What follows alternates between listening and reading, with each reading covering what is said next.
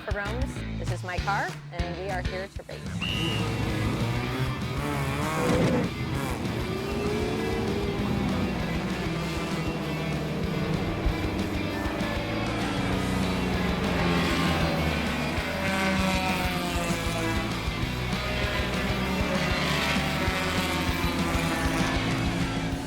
We're here at Summit Point Motorsports Park for a regional road racing event. It's exciting. The time goes by super fast because, there's so much going on. For the region that I am in, I am sitting in number 1 in my class. I have been on the podium pretty much every race. Before you get to that moment, there's a lot of planning. You set up your car a certain way, you look at tire pressures, you make sure you have oil in your engine, you make sure everything is functional and operating. You do want to be thinking ahead about that type of stuff. My job is like that too, so I want to be thinking ahead about what is the next move going to be. Working at NSWC Dahlgren has allowed me not only a passion that I've developed for the work that I do, because I am very serious about my job. It has allowed me to pursue this outside of work, this ability to go race, which is something I've wanted to do since I was a little kid. I grew up watching racing, but I watched all the stuff on TV, Formula One, IndyCar, NASCAR. We didn't have internet at the time. Didn't really think that was something girls did. Women don't really race, so it was kind of interesting to see her out here doing that.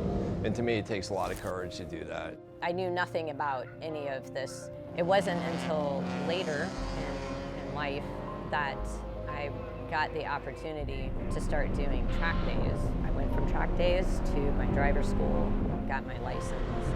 That was really good.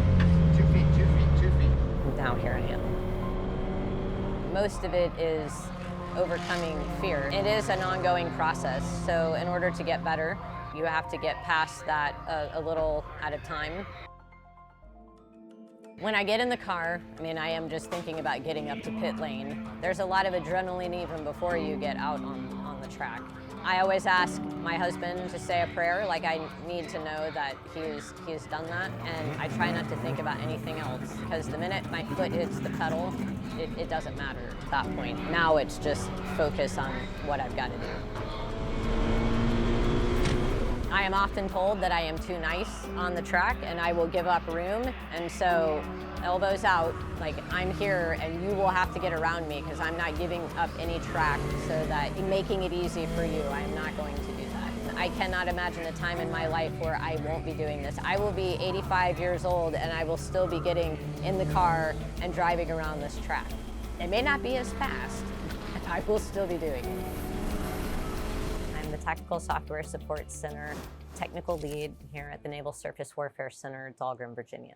The Tactical Software Support Center is responsible for the creation of the data that provides all the parameters that the Slick 32 needs to correctly identify radars, anti-ship cruise missiles, anything in the environment that the Slick can detect, so that it gives each ship an idea of what is around it. Identification is super important. You cannot defeat something if you don't know what it is. So our job is to research. We are constantly looking at intelligence sources. We gather the intel. We produce simulations right here in the lab, and then we test on the system, look for how the system characterizes the signal, and then we take that data and we put it into the library and send it out. That's our day every day. It is truly an honor to be able to have a job that has the meaning that this does. The mission every day is to produce the threat libraries responsible for ID. That is the goal of protecting ships. And that mission sold me the minute that I heard it, and I have been in this role ever since. The guided missile frigate USS Stark is afire, listing and barely underway in the Persian Gulf tonight. The incident with the USS Stark, it is the whole reason that Tactical Software Support Center, the work we have, it's the reason it exists. It provides identification, which allows ships to take action. That is the mission that we serve. The USS Stark was a ship that was hit by missiles. Sailors did perish in that incident. We don't want that to happen again. So that is the reason why we do the work that we do. Those are moments that I hold near and dear to me because I know that that means what we do makes a difference.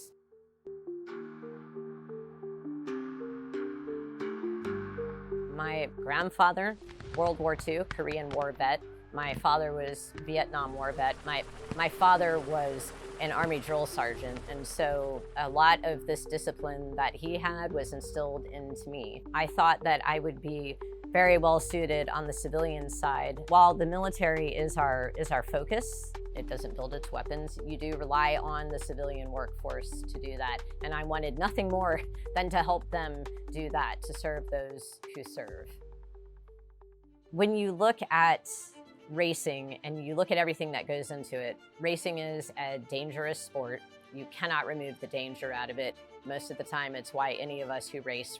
Everything is happening very fast, and there's a lot of decision making that has to go on in the moment. Some corners you're doing 20 through, some corners you're doing 120 through, 140. It's definitely challenging. Your mind is saying don't do it, your body's saying don't do it, but the car can do it. And someone else in front of you is doing it, so you know what, you gotta do it too. I race cars with Jen. I'm her teammate, been a couple years, we've been racing. It's really a lot of fun, we push each other around the track. I drive a Mazda Miata, it's called Spec Miata. She races T4, so there's all different rules to kind of keep it even for each class. When you look at driving, if I'm gonna push myself, the risk in that moment, is it worth the reward? Am I possibly pushing past the limit? Will I be able to control it, or will I just end up crashing? In the moment I crashed, it was like slow motion.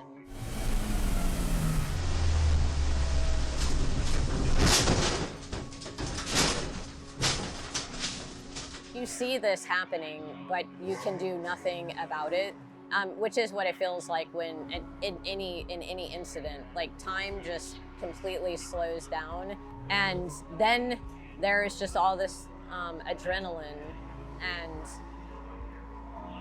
it takes some time, you know, for that to move its way through you.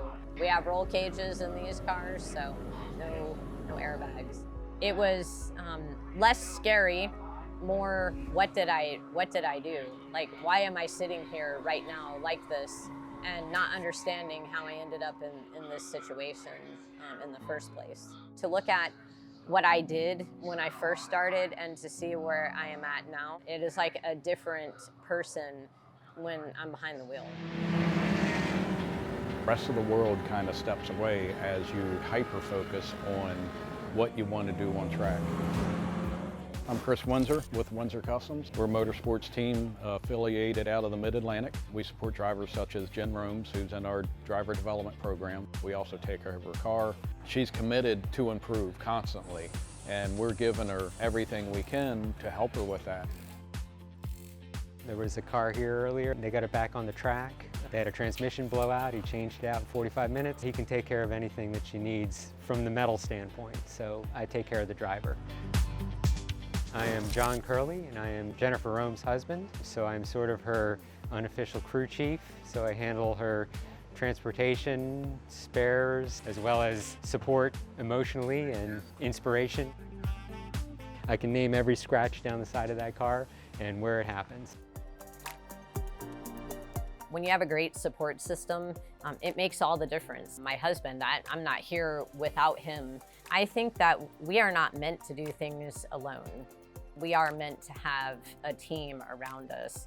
We are meant to help not just pull each other along, but to push people in the directions that they want to go, to help give them the things that they need. And that's especially important at work. That's especially important with what we do.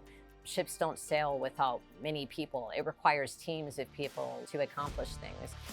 The coolest part about this job is truly that what we do every day is on every ship in the US Navy. I mean, I don't know how much more cool it gets than that, and it is directly from here. It means the most to me of anything else I can say. We're a hidden gem right here at Dahlgren. and every day we continue on here, rain or shine, we'll be here.